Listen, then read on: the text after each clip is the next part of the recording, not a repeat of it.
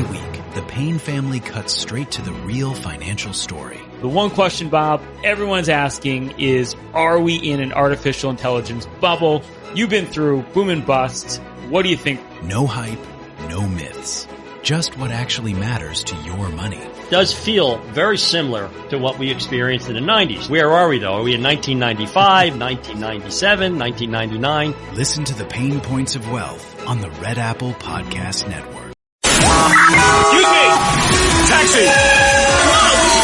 This is the 77 WABC minicast. And now we have Lara Trump, of course, the host of My View with Lara Trump on Fox News, and of course, former RNC chair. Lara, let's get to these crazy protests that are taking place. We started the show talking about Tim Walz saying this is a Fort Sumter moment, and he said that in the last few hours. So it's like these people just seem to keep going and going, no matter all the great efforts that your father-in-law is doing, and also Tom Homan. Yeah, and it's so frustrating too, Rita, because it's actually causing more than just protests. There are riots, there are people being injured, and there are people being killed because of this insane rhetoric that you're seeing from the quote-unquote leaders there in Minnesota, in Minneapolis. And, you know, we talked about this last week when I was on, but if you look around at the rest of the country, where ICE has been conducting operations for the entirety of the first year of Donald Trump's second term back in office, you don't see this kind of stuff. You don't see, this sort of disruption. I interview on my show this weekend 2 residents there in Minneapolis. The one woman told me that they're shutting down schools, that her kid couldn't even go to school for a while, and they're giving the option of remote learning because it's so bad out there in the streets of Minneapolis. And that's the result of bad leadership. You know, you just had the discussion about the current leadership in New York City. Terrible leadership out there in Minnesota and in Minneapolis. And I'll tell you one thing. Tom Homan, though, is not a person to be messed with. Much like Donald Trump, it's pretty clear he means what he says. And he's given them every opportunity to come to the table, to work alongside of him, to enforce the laws of the land. And obviously, at the first opportunity, they've decided to go the other way. And it is such a shame to see. You know, Lara, one of the things I worry about, I almost feel like these people like Tim Walz and Jacob Fry, the mayor there in Minneapolis, they've created sort of this monster that even if they want to control it, which I don't think they do, they can't. And I bring that up as an example. To me, one of the most powerful moments was yesterday. Tim Walz was meeting with Tom Homan, and the word got out that this meeting was happening. All these protesters showed up in front of Tim Walz's office and were upset at Tim Walz for taking the meeting. So it's like there's no appeasing the mob. And I don't know when these, local politicians there, the state and local, are going to wake up. Yeah, well, and that's also the problem. Listen, once you light a match like this and you put fuel underneath it, you've created a monster now, and that's exactly what's been happening. Now, a lot of this as well, don't forget, has been funded. A lot of this has been these quote-unquote protests, which have turned into riots, essentially. They've all been funded. A lot of us know that George Soros funds a lot of this stuff. He was funding the stuff during the George Floyd riots back in the day as well. He's funding a lot of this, and it encourages more people to get out and be a part of something like this. And obviously, it's to the detriment of the community there. So, when your leadership is bad, whenever you have paid protesters, whenever you have people encouraging this kind of behavior, it's hard to tamp it down once you want to turn the page and move on. And obviously, I don't think things are going to quiet down there in Minnesota anytime soon. Lara, there's an additional thing. I talked to the U.S. Attorney this afternoon. And some of these American citizens, the one that lives in Shanghai, whatever his name is, and other people, and whoever else on the East Coast, American citizens, and I won't mention names again, and they're a conduit for foreign money. So whose job, especially the guy in Singapore, whose job is it? Is it the CIA? Is it the FBI? And, and it's a big problem because somebody is funding these protesters. They don't get up in 10 degree below zero weather to go protest if nobody's paying them.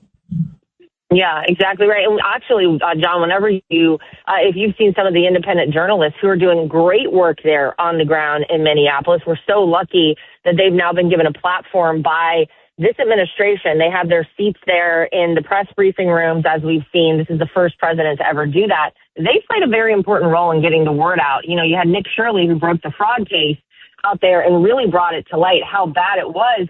But whenever you talk to these independent journalists, one thing that you'll note is they go up to a lot of these protesters and they say, why aren't you at work? Why are you out here right now protesting, causing problems, causing people who live here to have to go out of their way and causing harm to communities and businesses and the like?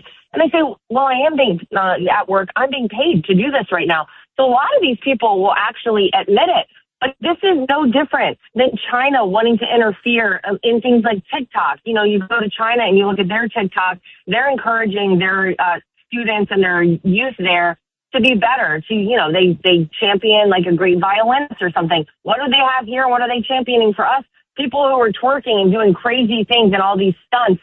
And so you look at the fact that they've been funding the destruction of our country from overseas for a long time. I believe it's foreign, Lara, I believe it's foreign money funding these people or whoever it is. If they did damage to a federal vehicle, you have freedom of speech, but you don't have freedom of doing damage. You don't have freedom of killing people. You don't have freedom of kicking a federal vehicle. Spitting at an officer. So somebody has to be responsible.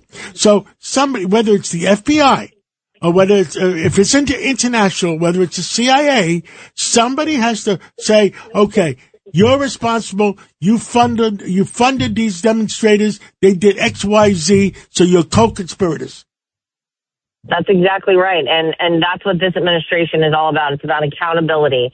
And it doesn't matter who you are. And it doesn't matter where you are.